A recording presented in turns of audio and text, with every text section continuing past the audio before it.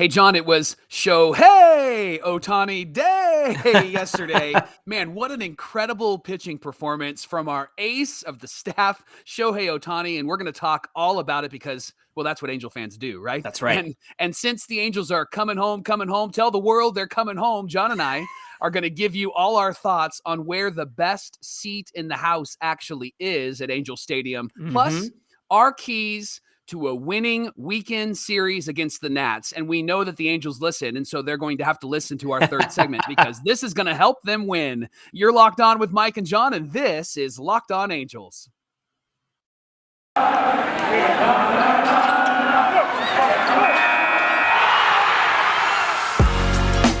You are Locked On Angels, your daily Los Angeles Angels podcast. Part of the Locked On Podcast Network, your team every day. Thanks for making Locked On Angels your first listen of the day. We're free and available wherever you get your podcast. And if you're listening on the audio side, you can rate and review the pod, and please share it because we want people to join in on this conversation. And if you're watching on the video side, you can subscribe to the bell to be notified every time a new episode hits. What's going on? Thank you for joining us for this edition of Locked On Angels. You got the Frisch Brothers here with you, a.k.a. the Super Halo Bros. My name is John, and that's my brother Mike. And my name is Mike, and that's my brother John. Well, Mike, we're coming back to Los Angeles. I guess I should say Anaheim. People will be upset for copyright, right? That's right. That's right. We're coming back to Anaheim, winning 4 out of the 7 games on this road trip. And Unreal. That was not an easy road trip for our Halos. But man, I got to watch the early game this morning, had some brunch with the Halos, and it was quite a win. And were you able to check any of it out? I wasn't. So full disclosure, John and I, we have real lives and real jobs. And luckily for John, he was able to put aside his real life and real job yesterday to watch the Halos. And so, John, what I'm going to need from you is I just watched it on Twitter as I was in meetings and stuff. So I was I was about 80% paying attention to the meeting and about 20% paying attention to the Halos. But don't tell anybody. But I'm going to need you to give me the sights and the sounds and the feelings and the emotions because Twitter just doesn't do that for you. Even game day. Game day is terrible, by the way, because it tells you outs or hit and it's in play, but like you have to wait and the anticipation just kills me. So you're like dragging the screen. Reload, yes, reload, refresh, right? So I'm going to need you to talk about the game. Give me the feelings, the emotions. Tell me about Shohei Ohtani. What did you see? What did you feel? How did he perform? Because I saw the stats, but I'm sure it was pretty remarkable to watch. Yesterday's game, I should say, was all about Shohei Ohtani because it was his first time pitching at Fenway. And this is a great tweet from LA Angels PR. Said Shohei Ohtani is the first pitcher to bat in the top 4 spots in a game at Fenway Park since, guess who? Babe Ruth. Oh, some guy named Babe Ruth. September 20th, 1919. So this, of course, was one of those momentous occasions where Shohei is making more history and getting that great comparison to Babe Ruth. They had a great graphic of some of their stats, their comparable stats. And I think Shohei outnumbered Babe's home runs 2-1 or something like that. And so unreal. Yeah, it was incredible. And of course, Babe Ruth had a lot more starts because the guys started more often back then. Right. But Shohei had way more strikeouts because there was a lot more pitching to contact back then as well. So that was the story of the day on Thursday, was just the momentous occasion it was for Shohei to be at Fenway starting and hitting, which was really cool. Another pregame note was that Trout was not in this lineup. And so I would say probably by the 3rd or 4th inning, as Rich Hill was cruising at the ripe age of 42, cruising through our Angels offense, man. That's a good age. Oh, there you go. Yeah, I forgot you're 42. Man, he's turning into Jamie Moyer out there. He's going to pitch forever, dude. Yeah. Jamie Moyer was the last one to go forever. And I think Rich Hill is going to do the same thing, but he was cruising. And before the offensive explosion toward the end of the game, it was like, why isn't Trout in this lineup? Why is he getting a day off today? Yeah. Frustrating. It was frustrating at the beginning of the game, but that's all certainly turned around. One more pregame note, and that is having to do with today's game. And we're still waiting on confirmation, but Jonathan Diaz, who you and I are a fan of, is in AAA. He was scheduled to start on Thursday, but he got pulled from that start. So it is possible that by the time this episode releases, they've announced who's starting against the Nationals on Friday, but it's highly likely it could be Jonathan Diaz coming up. Oh, that'd be great. And starting. So that would be interesting to see, because the last time we saw him, he did really well against the Mariners, as we talked about before. So, so to begin, Ohtani is just cruising through this order and striking out guys. And in fact, the first inning was interesting because he got 3 strikeouts and a ground out, because the third K got away from Stassi. And so Rafi Devers was able to get to first on that. So Shohei had a 4-out inning, and we were all kind of hoping he would get a 4 strikeout inning, but that didn't happen. He grounded out. But he's throwing gas.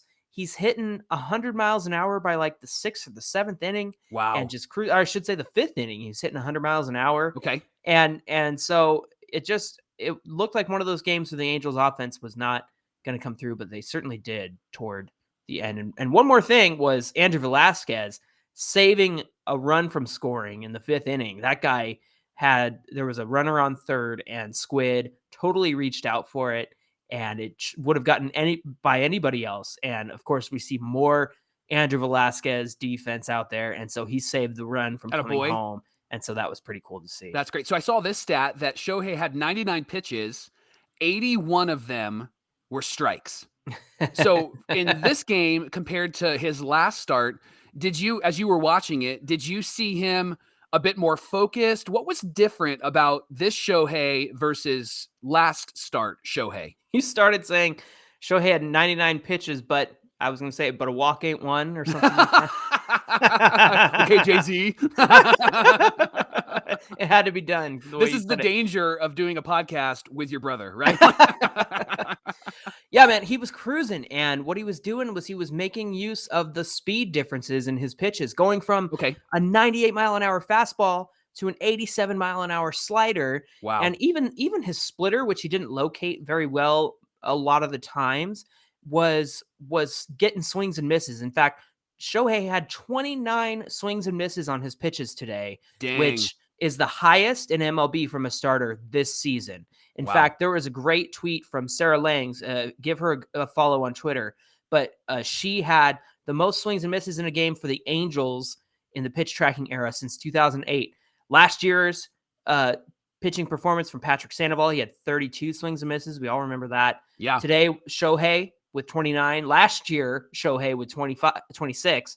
And then back to his first year, Shohei had 25. Shoemaker had 25 one year. And then all the way back in 2010, our boy Jared Weaver, there's your Weaver reference this time. You got it in. 25 swings and misses back in May of 2010. So Shohei was just dealing, throwing gas, throwing the off-speed well. And his final line was 7 innings, 6 hits, 11 Ks, no runs. And get this, Mike, this is something you and I talk about all the time. Yeah. No walks. Wow. No walks through any of his performance. He seems to be, when he's not walking batters, that's an indication that you better watch out. Yeah, because it's a good he game. just seems to be on it, right? One more note that I'd love to know about. Something's shifted in Jared Walsh. After that at bat in the 9th inning a couple of nights ago, where he tied the game, like something shifted in him, and he had a really great game yesterday. He did. Yeah, he got 4 RBIs in that game off of a 2-run home run, which wrapped around the Pesky's pole, which is exactly what Shohei did last year. Yeah. And then he had kind of an inside-out swing on an opposite field single that brought home 2 runs that were on the base path. So that was pretty cool. He's got 8 RBIs over those last 2 games. Attaboy. That's half of his total RBIs this season. So yeah, all-star Jared Walsh is coming back, and he's coming back strong. Fletch got a RBI with the bases loaded. RBI for Rendon, a ground out with the bases loaded. So they just kept piling on. And then Shohei smacked one off the Green Monster. And what was great about that was, you know how they have the cards in the Green Monster, because it's like old school. So they slot in the numbers, the physical cards for the numbers. Shohei hit the Green Monster so hard that his 17 fell. It smacked the wall, and it just fell straight down. And it was hilarious. So that was great. And so, yeah, he went 7 innings, and the Angels were up 7. Mike Myers came in a low leverage situation, which we talk about is good for him. Yeah. And then Rendon made a great catch over the dugout wall and a pop-up. So Myers got 2 pop-ups and a strikeout. He came back in the 9th, but before that, Brandon Marsh finally came around, and he had already had a hit earlier in the game and got on base and was one of the runs driven in. But Marsh also got a solo shot to right field over the bullpen. And he's been struggling. So he came through. Yeah. So that made it 8-0. So Myers came back in, finished up the game, and it was smooth sailing from there. So that was great to see all the way around. A very complete game from all of the players. Love it. Hey, you made me feel like I was there. I felt the feelings, the emotions, the sights, and the sounds. So great job. And for those of you that, obviously you can't see this, but those of you that are watching or listening to the pod, we have notes for what happened. And John, you took very good notes. I would have done so much better in high school if we went to high school together, because you took great notes. So high five. Great job.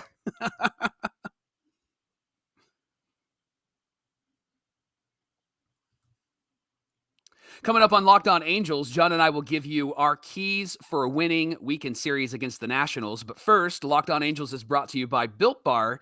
It's a low-calorie, high-protein bar. It's good for replacing candy bars. And the good news is you don't have to feel bad about eating one, because they're better tasting than candy bars and they're better for you. Typical candy bar can be anywhere between 200 to 300 calories, but most Built Bars, 130 calories, 4 grams of sugar, 4 net carbs, and 17 grams of protein. At Built Bar, they're all about taste. They make it taste delicious first, and then they figure out how to make it healthy, which we really appreciate. Built Bar flavors include mint brownie, coconut almond, and all new for the month of May, white chocolate, cookies, and cream. I'm hungry, and so I'm going to have to grab one of these. They are delicious, and new flavors coming out all the time. And they also have Puffs. It's one of the best tasting Built Bars. The Puffs are the first ever protein-infused marshmallow. They're fluffy and marshmallowy. They are delicious. And they're not just a protein bar. They're really a treat. They're covered in 100% real chocolate. Puffs are a fan favorite. And they have a lot of great flavors as well. There's cinnamon churro and coconut marshmallow and banana cream pie. And if you can't decide between the bars or the Puffs, you can try the mix box. John's father-in-law got the mix box. Yeah, he and did. has he sent you one yet, John? He should, because that's what father-in-laws should do. He should. You can get 12 flavors in the mix box, and it could be bars or it could be Puffs. So go to Built.com, use the promo code LOCK15, get 15% off your order. Use the promo code LOCK15, get 15% off your order at Built.com. Get yourself a Built Bar today. And Locked On Angels is brought to you by Blue Nile. Now, we all know that Mother's Day is Sunday, so this is very important. Pay attention, children out there. Are you looking for a gift for that special someone in your life? Blue Nile is here to help you.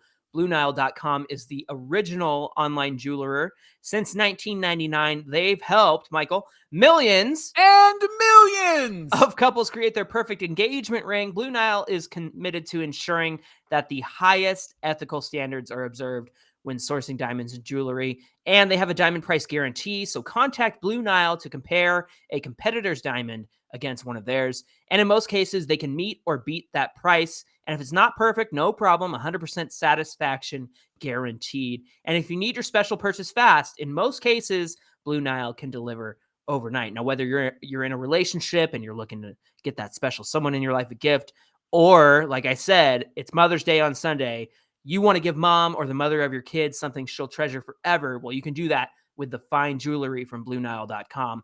Locked On Angels listeners get $50 off a $500 purchase.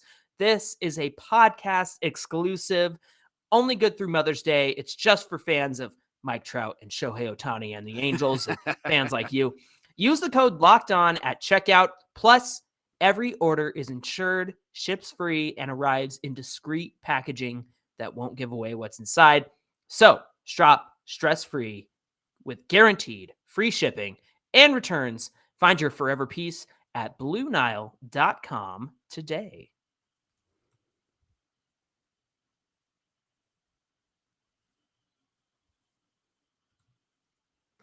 Thanks for making Locked On Angels your first listen of the day. And now for your next listen, check out the Locked On Now podcast. You get recaps of MLB games with analysis from our local experts, taking fans through the season like no other network, and it's free, and it's available wherever you get your podcasts. All right, Mike. So like I said earlier, the Angels are headed back to Anaheim. We're very excited to have them home off of that difficult road trip. Yeah. So it got us thinking about What's the best seat in the house? The Oh, heck house yeah. that was built by Gene Autry. The cowboy. That's right. That's right. So we had a few questions. What's the best food? The best entrance? What do I need to see when I get there? What's the best way to get there? So we've got you covered. If you're going to the game this weekend and getting yourself that Rendon t-shirt tonight, looking Oh, that's right. That one's Yeah. looking really cool. I think I might still try to get tickets for that game. You're going to sneak in. I'm going to sneak in. So we want to share our fan knowledge, our own experience. So Mike, take us through some of these questions. What's the best seat in the house? Okay, I have to say, I got spoiled by some friends earlier this season. We got seats in the new Diamond Club area. And I'm not just talking about the Diamond Club, but I'm talking about like there's this new area where there are 4 seats together. Yeah. And there's a table in front of you. And here's the best part. You don't have to sit by anybody that you don't know. Like you can just sit with your friends. And it was comfortable. They serve you food. And there was this buffet. And so it's just constantly, you buy the buffet and then it's just constant food. And then they go to the buffet and they stack your plate for you. So nice. I got spoiled. The Diamond Club seats are fantastic. Now, why haven't you taken me yet? Well, you got the message. And so if you're looking to maybe save some money, those seats in right field or in left field are really, really good. In the Trout Farm, they're a whole lot of fun out there. Mm-hmm. And you're not going to have to spend too much money once you go out there. And really, there's a good seat everywhere. You have a good view of the field. And so I would recommend the Diamond Club, the new Diamond Club seats, or somewhere in right or in left field. Yeah, I'm a fan of sitting along the third baseline in left field, and that close as the field as I can get. I love sitting down that way. Yeah. Also, like, I don't mind picking up some cheap seats on a Sunday afternoon and paying for those, but usually people kind of move around anyway. And so if you want to move to the shade, you can kind of do that as well. I like sitting below the scoreboard where I think it's the Budweiser patio is. And then there's that great food section behind there. You can get some OG's pizza behind the scoreboard. You can get some drinks behind the scoreboard. So that's one of my favorite places to sit. What's the best food item that you have had at Angel Stadium? I love the nachos in the hat.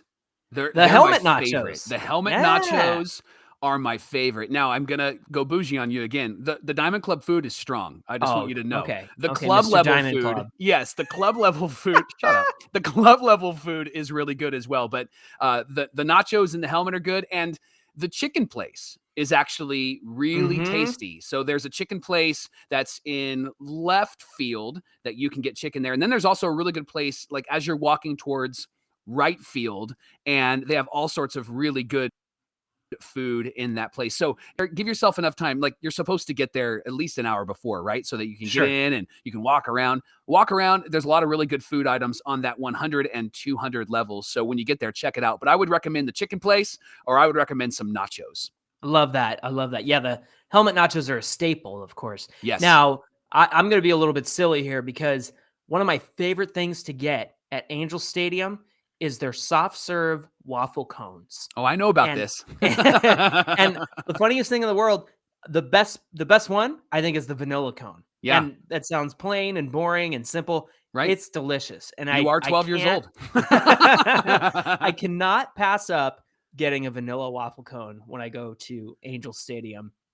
And the best part about watching John eat the vanilla cone is that he gets it all over his mustache and all over his face. Like nothing changes. He's still 12. That's what I mean. He's still 12. I'm just trying to save napkins, until I'm done. I'm not going to wipe hate the through environment the process. All right, we better move on before I get in trouble here. Okay, the best entrance to the stadium. If Where's you're going the best for the way first to go? time, I think if you're going for the first time, you got to go Hats, right? Like that's the best entrance. So it's right there at home plate. One of the better entrances is if you go on either left field or right field. Most people aren't lined up to go there. So it doesn't matter where your seats are because you'll be able to have access to your seats anywhere you go. But I would recommend if you're in a hurry, go to left field or right field. But if you want the full experience, you got to go under the hats because Valley Sports is there. You get to see the whole setup underneath there. Plus there's a whole diamond under there. And it's just a cool environment with the banners and everything out front.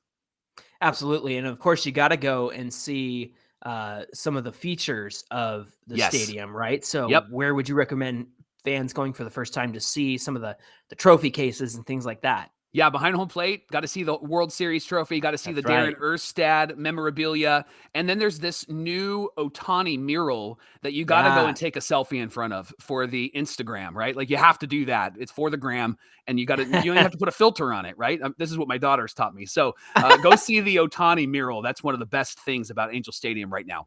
And then up on the, I believe it's the club level, the second or third section, there's the new trophy case where they have the MVP stuff for Trout and Ohtani. That's incredible. There's some game use stuff up there, and it's just really great. You got to get up there and check that out. Okay, this one, I need you to be full dad mode. And I have some thoughts on this too, because I'm coming from a different direction. Okay. But you tell me, what's the best way to get there?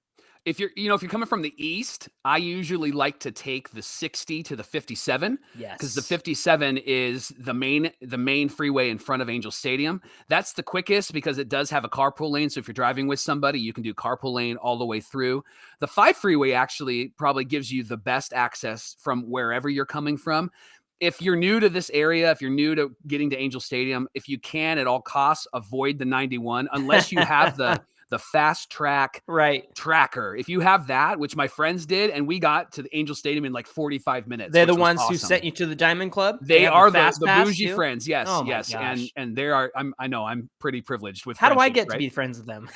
They hate you. And so, but if you can't avoid the 91, then I would recommend that and look to maybe take the 5 or the 60 and to get to the 57. Where do you go when you're coming from your house? So I'm coming from Pasadena, so the East LA area. So if you're out this way, I know that it might be tempting to just get on the 110 to the 5 and take the 5 all the way up to the stadium, but the 5 is so dang busy during the day. So kind of the trick is, I know that the 210 is busy during the day, but if you can get from the 210 to the 605, there's usually not that many people on the 605, and you can carpool on there. You can take that to the 60, then you can get on the 57 and take that all the way to Angel Stadium. And I like to get off at Orangewood when I go to the stadium, because it seems like that's usually a little bit easier than trying to navigate through town. You just get right there off the freeway. Now, I will say, as you leave the ballpark, something I figured out recently, if you kind of wait around as you have to, you're going to either wait in line or just wait in your car.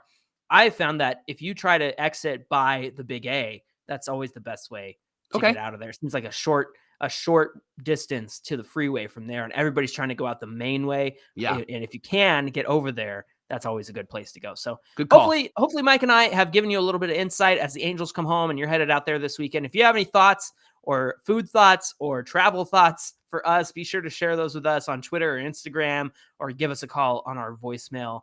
But if you're going out there this weekend, we want you both, or us both want you to have a good time this weekend. So and get us a win. Get us one of those in-person wins. Right? Heck yeah.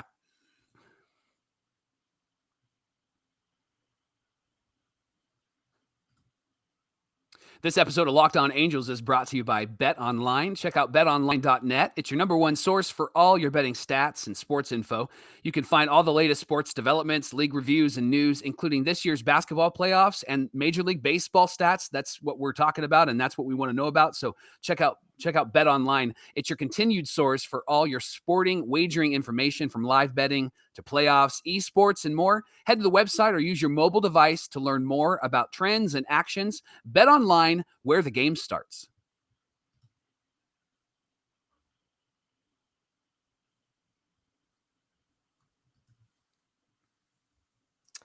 All right, last segment for the week. It's already Friday. This is great. Here we go. Looking forward to the weekend. Now, naturally, we like to give our keys to the weekend, a la Mark Gubiza, who I heard today, or I think it was yesterday on the broadcast. He said he'll be back for the Rays series. So sounds like he's doing well and recovering. And so he won't be there this weekend, but we wish him well. And we love sharing our own keys to the weekend and our own song. So, Mike, what do you have for us to start us out for this series against the Nationals? What song did you pick? I picked Light 'Em Up by Fall Out Boy. I'm Light 'Em Up, up. I'm fine. Yeah, that used to be part of the intro video, right? a couple years I think ago? so. Yeah. I think Yeah. they've played at Angel Stadium before. And so the reason why I picked it is because this frenzied hitting, this hitting that just like comes in bunches, if it comes at the right time, it's really been helpful. And so I want them to continue to do that. Like, let's light up the rock pile with fire because we're hitting home runs. Let's light up the bases. Let's go to first and third. Let's steal some bags and let's light up the halo. And I think this is a weekend where we can get 3 wins against the Nats because they're struggling. And we've always struggled against the teams that are struggling. I think this is the weekend where we need to light it up and we need to take this team and add 3 wins to our total. What's your song, John? Well, I love my cheesy jams. And here we go.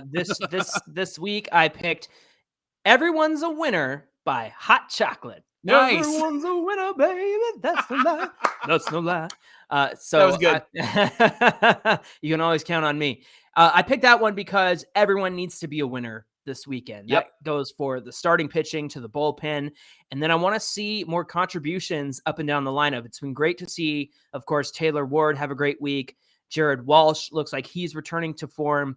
And we need a little bit more consistency through the 1 through 9. So I hope that we'll put out our best lineups this weekend so that we don't take any chances against a team that we should be winning against. We should be beating up on. And so I think that if everyone's going to be a winner this weekend, it's going to be 1 through 9, the hitters all contributing, even guys like Andrew Velasquez. I know that he is more of a defensive minded shortstop, but he's got to get on base. He's got to walk. He's got to do what he needs to do. I hope that we see some more Tyler Wade. I hope David Fletcher can keep those balls on the ground. He seems to be hitting them up in the air a lot and flying out. That's not his game either. It's not his game, and he's every time he pulls, he's actually getting hit. So he needs to see more of that. And of course, our heavy hitters: Ohtani, Trout, Ward, Walsh, Rendon. We need those guys to really come through. And let's not wait until the 7th inning to get runs. Let's score early and score often. That'll be better for our hearts and our mental health. Yeah, right? No kidding. And with the pitching, we really have had some tremendous pitching, even against tough teams. So I will say that everybody in this rotation is a winner. Everyone's a winner. And then, of course, the bullpen, it seems like everybody's kind of figured out their role. Like we saw yesterday, Mike Myers came in the 8th and the 9th and finished it because it was a low leverage situation to help him get his head on straight. And so we saved, by putting in Myers, we've saved our strong arms for the bullpen this weekend. So we'll see Raisel Iglesias and Aaron Loop, Ryan Tepera. Those guys have had plenty of time to recover from that Wednesday game and didn't have to come in Thursdays. So hopefully we can make use of our strong bullpen this weekend. Everyone in that bullpen is a winner to me. Oliver Ortega has been strong, and he's been giving us a couple of innings too. So I think that we're going to have a great series against the Nationals. Mike, what do you think? Usually you ask me, what do you think will be the result of this weekend come Monday? I think I'm going to put on my reasonable cap. I'm going to say at least 2 out of 3. Okay. At least 2 out of 3. Because I think the goal is always to win the series, win the series. And for all my Seinfeld fans out there, based upon what you just said, you're all winners. Well done. Well Thank done. you. Now, if you want to be a winner and you want to continue your baseball conversation, what should be your next listen on the Locked On Podcast Network? Oh, of course. It's got to be Locked On MLB podcast hosted by Paul Francis Sullivan. And he likes to be called Sully. Please call him Sully. He brings his unique perspective of major leagues past and present. And his podcast is free and available wherever you get your podcasts.